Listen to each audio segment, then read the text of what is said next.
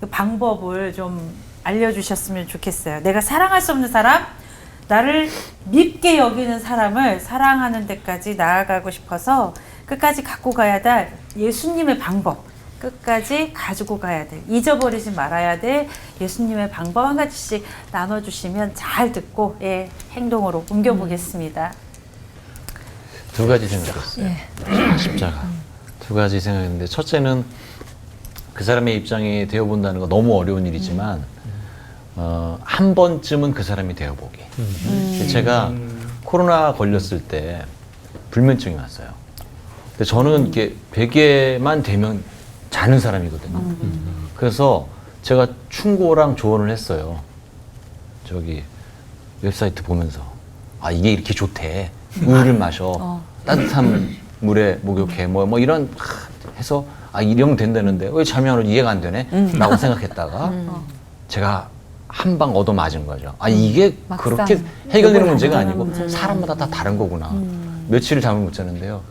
아 이 고통이 이렇게 큰 거구나 하고 생각이 드니까 너무 미안한 거예요. 조언했던 것들이. 제가 그래서 한 번만 그 사람의 입장이 되어보자.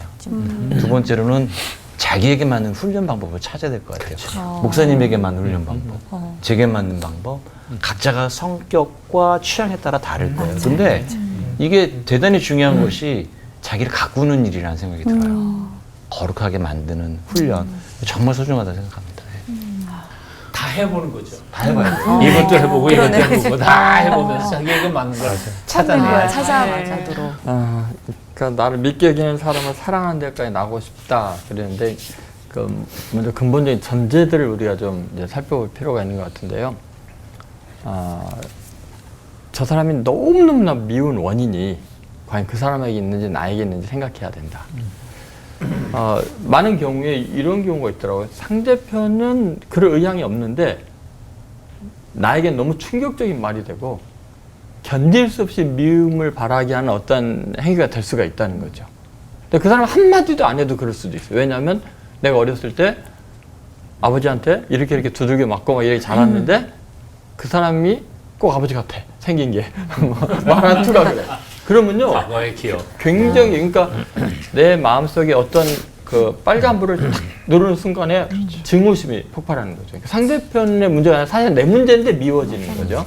예를 들면 사울왕 같은 경우 다윗이 사울왕에게 잘못한 게 하나도 없잖아요. 그렇죠.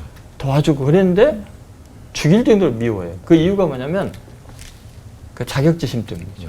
왜냐하면 베냐민 지파 중에 가장 작은 자다. 자기 자신을. 가장 작은 자 중에 작은 자라고 생각을 하고 있는데 사울이 죽인 자는 천재 다윗이 진짜 만만이라는 그 자기 그 자존심을 건드리는 일이 생겨나 버린 거예요. 그러니까 그 순간에 내 안에 빨간불이 탁 켜지는 순간에 상대편은 제거의 대상이 되고 죽도록 미운 존재가 돼요. 그러니까 우리가 누군가를 미울 때 그 사람의 문제가 아니라 내 문제일 수 있다. 그러니까 나의 빨간불을 누가 탁 건드리는 순간 그렇게 미워질 수 있는 거다. 그걸 생각을 해야 되고요. 두 번째는 사실 그 사람의 문제도 아니고 내 문제도 아니고 제 3자의 문제일 수도 있어요. 막 그 사람에 대해서 막 죽이고 싶고 제거하고 싶고 괜히 미운 생각이 드는 이유가 뭐냐면 그건 누군가가 나에게 그 사람에 대한 정보를 줄 때 그 사람 이런 인간이에요. 저런 인간이에요. 처음에는 막 별거 아니로 여기는데 자꾸 들어봐 보세요. 선입견 생기죠. 진짜 미워지고 가까이서는 안 되고 내가 저거 당하면 안 되겠다. 그리고 그 사람에 대해서 안 좋은 소문 나도 말하게 되고 경계하게 되고 그러면 가까이 하기 싫은 미운 대상은 그 사람과 나와의 관계가 전혀 상관없이 나쁜 소문에 의해서 심지어 교회를 옮기기까지 해요. 그런 일이 실제 여러분 당하기도 하잖아요. 특히 목회자들은 많이 당합니다. 왜냐하면 내가 정말 사랑하는 사람, 그 사람과 나에는 아무 문제가 없는데 그 사람이 갑자기 교회를 떠나는데 나중에 보니까 제3자에게서 들은 거짓된 정보에 의해서 그런 일이 일어나요. 그러니까 어쩌면 나는 그 사람과 나랑 문제가 없어도 그 사람을 미운 사람을 만들 수 있다. 제3자의 영향, 환경의 영향 때문에 그럴 수 있다.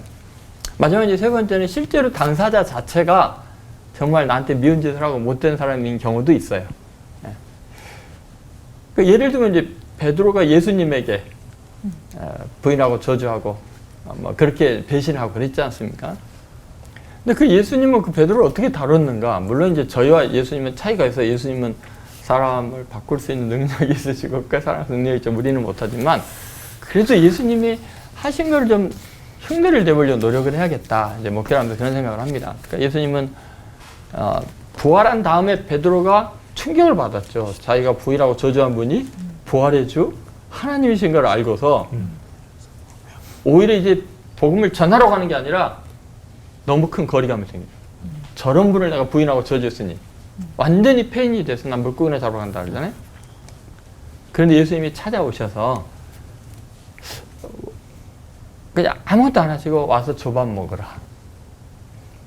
그래서 나랑 저 거꾸로 그 미운전자가 있으면 우리 식사를 해야겠다.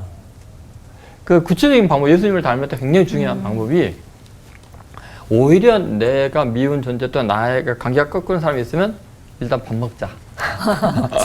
두 번째, 두 번째는 밥 먹자. 거기까지 하겠네.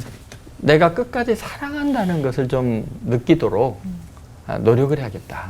그러니까 내가 나를 사랑하냐? 나 사랑하냐? 그러니까 사랑에 대한 확신을 좀 심어주자. 그러니까 내가 너무나 부족해서 나에게 사랑을 요구하니까 나를 미워하지.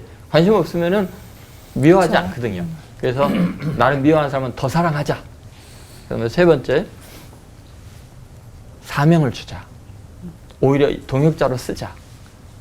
그러니까 베드로에게 내 양을 먹이라 내 양을 치라거든요. 너가 날 사랑하면은 그 다음에 저 같으면 이랬을 것 같아요. 베드로야, 너 나 사랑하니? 사랑. 그래? 그러면 조용히 있어라. 너가 설치면 곤란해지더라. 그러면 또 원수가 되는 거예요. 그래서 진짜 사랑을 확인한다면은 오히려 그런 사람들에게 중요한 일을 주자. 그러니까 함께 동역자를 만들자. 이제 그게 이제 예수님께서 뭐 베드로 같은 나에게 하시는 일이고 또 우리도 그렇게 해야 되지 않을까 그런 생각을 해봅니다.